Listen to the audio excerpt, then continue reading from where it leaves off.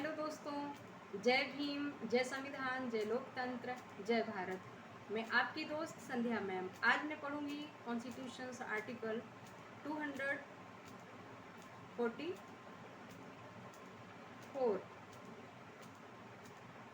244 article आज मैं पढ़ूंगी।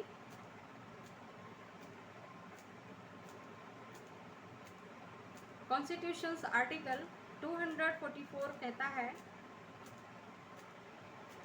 inconsistency between laws made by parliament and laws made by the legislatures of state।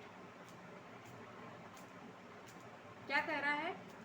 244 article says inconsistency between laws made by parliament and laws made by the legislatures of states।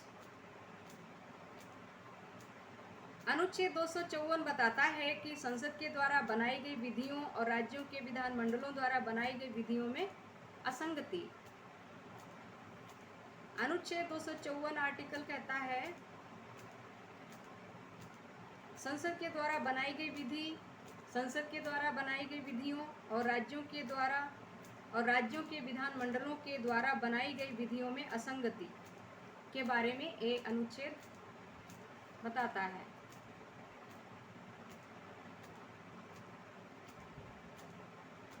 To 254 article says about inconsistency between laws made by parliament and laws made by the legislatures of states। Number 1, if any provision of a law made by the legislature of a state is repugnant to any provision of a law made by parliament।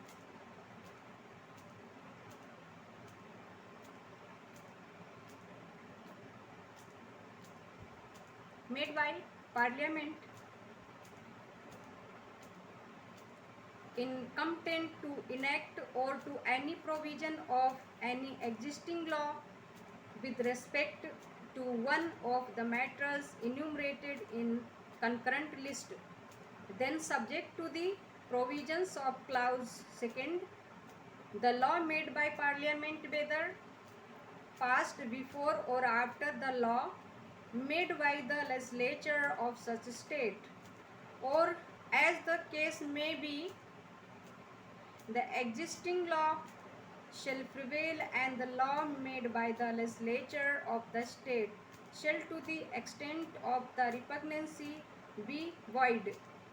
Number 2, where a law made by the legislature of a state with respect to one of the matters enumerated in the concurrent list contains any provision repugnant to the provisions of an earlier law made by parliament।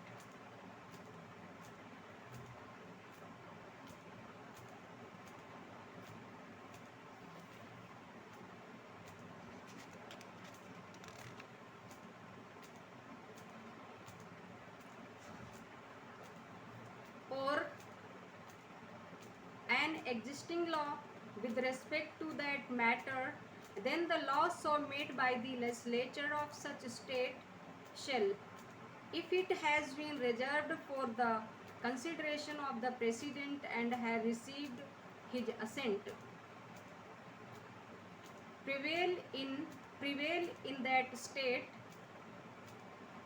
provided that nothing in this clause shall prevent parliament from enacting at any time any law with respect to the same matter, including a law adding to, amending, varying or repealing the law so made by the legislature of the state।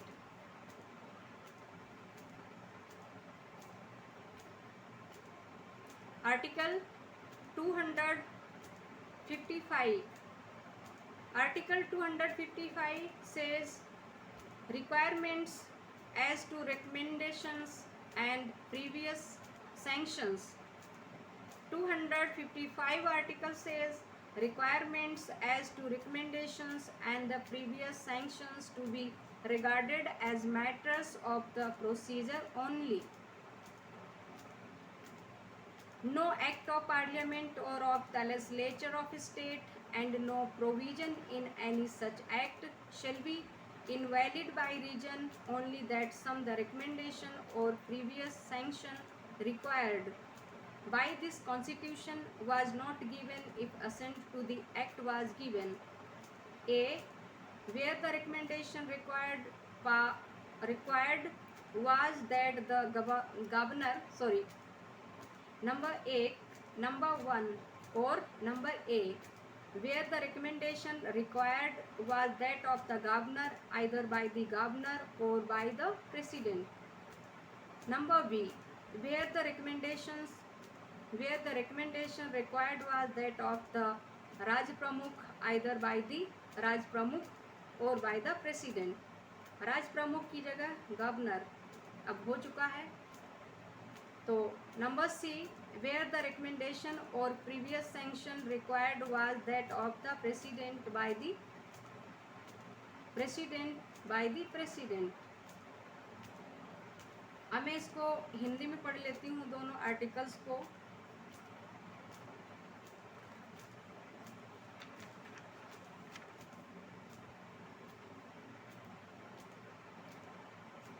Article 254 संविधान का अनुच्छेद 254 बताता है संसद के द्वारा बनाई गई विधियों और राज्यों के विधानमंडलों द्वारा बनाई गई विधियों में असंगत। नंबर 1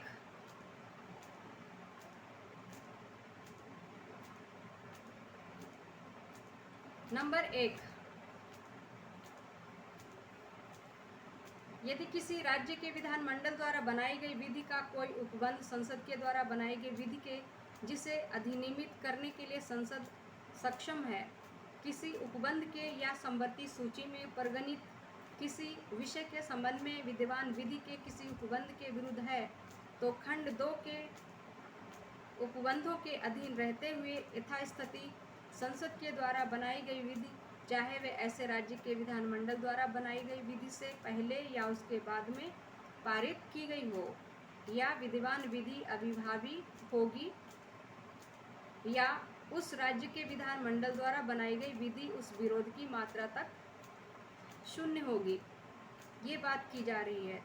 नंबर 2, जहां राज्य के विधानमंडल द्वारा समवर्ती सूची में, जो राज्य के विधानमंडल द्वारा समवर्ती सूची जो है उसमें समवर्ती कंकरेंट लिस्ट जो है उसमें प्रगणित किसी विषय के संबंध में बनाई गई विधि में कोई ऐसा उपबंध अंतर्विष्ट है, तो संसद के द्वारा पहले बनाई गई विधि के या उस विषय के संबंध में किसी विद्यमान विधि के उपबंधों के विरुद्ध है,